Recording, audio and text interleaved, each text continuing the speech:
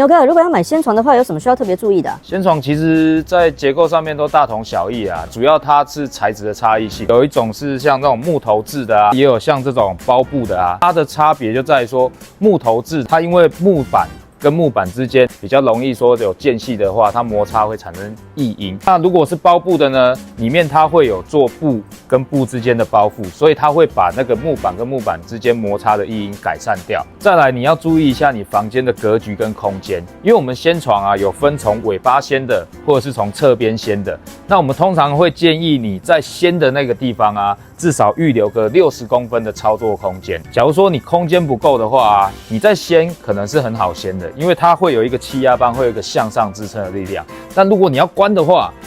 你其实是关不下来的，而且你单点的不平均的施力啊，你很容易造成结构的损坏。所以我们建议你一定要预留空间，关的时候啊，最好是站在正中间，这样你往下压的时候呢，才可以平均施力。所以我们才会说，为什么后面要留个空间，你才有办法去做操作。那再来，如果你是选择侧掀的话啊，你就要注意一下你的床头是不是有凸出来，或者是你上面是不是有什么平台放置东西。如果有的话，你在做侧边掀的动作的时候，你就会去撞击到这些东西，这些都是要注意的。那我们门市里面啊，有非常多不同的床架啊，都可以来我们门市做选购哦。